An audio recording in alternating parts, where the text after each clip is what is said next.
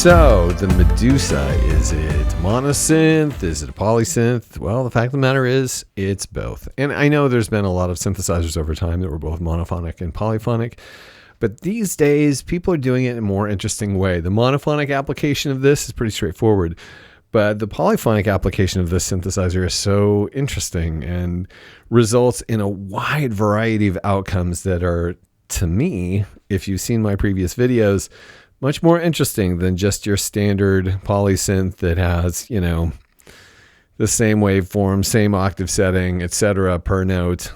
That, I think we've kind of played that one out. So anyway, the Medusa has three different types of application of notes. It has a monophonic setting. It has a 2 oscillator, 3 note polyphonic section, and then a 1 oscillator, 6 polyphonic note section. So we're going to explore them. First of all, we've been listening thus far to the monophonic setting. It's just your standard monosynth, except for you have 6 oscillators to play with. Let's explore the monophonic functionality. The cool thing about the monophonic functionality is that it's monophonic, and you basically have one filter envelope, 1 amp, and 1 amp envelope. And so it basically operates like your traditional monosynth, except for you have 6 oscillators to mess with. Right now we have it set to 3 oscillators. Really full sound because you have 3 analog oscillators. And of course you can set them all to different settings and, you know, get different timbres.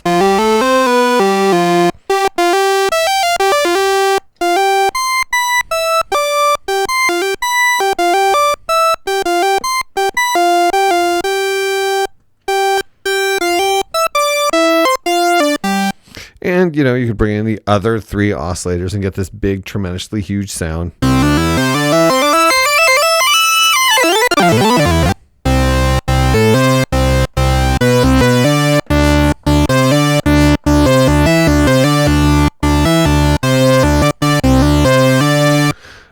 Really, really big sound. And if you want to go in and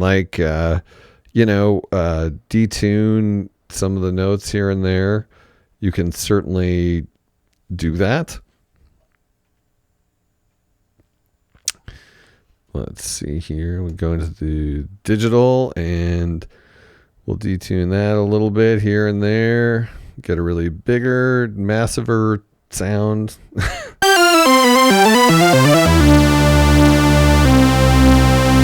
So yeah, you get really immediately cool outcomes when you detune 6 oscillators. I mean, holy cow. So that's one of the many benefits of this synthesizer. Also, you can turn on the glide and get a traditional monosynth sound.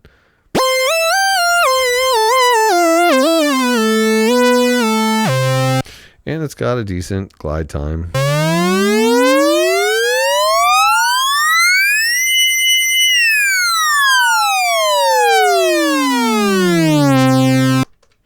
Let's put those all on the same octave and same waveform.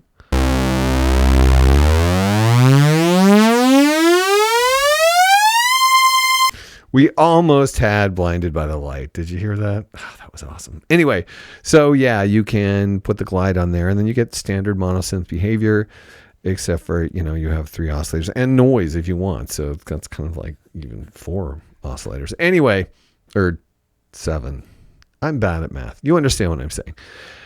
So when we move on to P1, the difference between P1 and the monophonic section is that P1 is 3-note polyphonic, and each of those notes has 2 oscillators on it.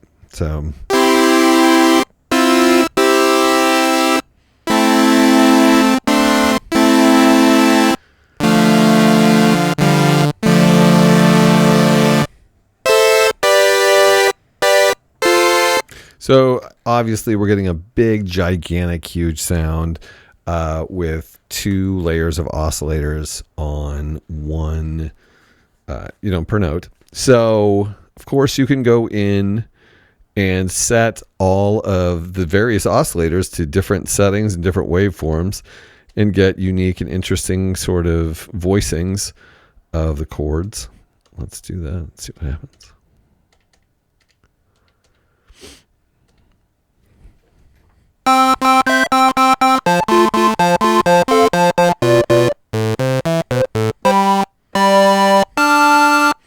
And even, I mean, if you wanted to be really obnoxious, you could tune like all of the various notes into, this is just going to be a nightmarishly awful sound and probably a terrible example, but it'll be kind of fun. So I find that if you really want to set all the oscillators to something interesting, you have to go into the monophonic play mode to set the frequency. So right now we're going to set the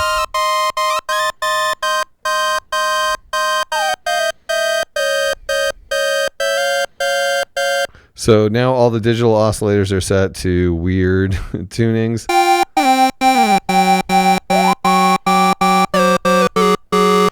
And then, so we'll take all of those weird tunings and we'll go into polyphonic 1 mode. And it sort of forces them into appropriate tunings, which is okay, I guess, but it's less fun than what you could possibly generate. But anyway, you do have the possibility for 2 layers of single oscillators, and you can certainly set waveform and octave for those, even if you can't be creative with tunings like I was just trying to be. Okay.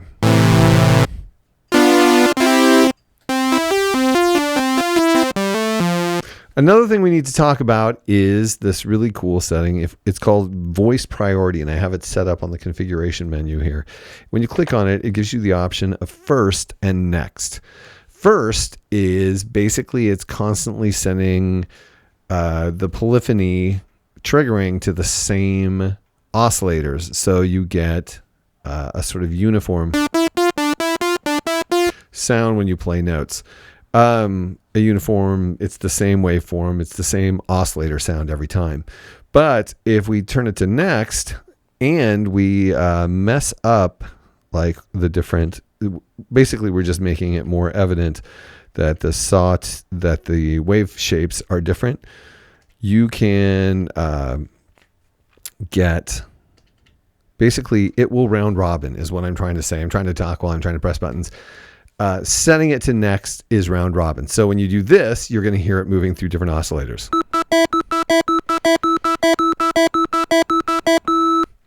So that's really cool because it does that. So when you play melodies, you're getting a different oscillator with everything, with every hit, or when you're playing chords.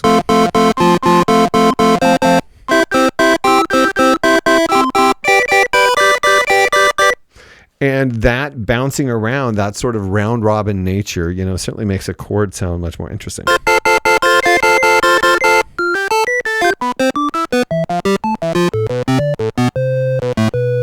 So I actually love having that set to that.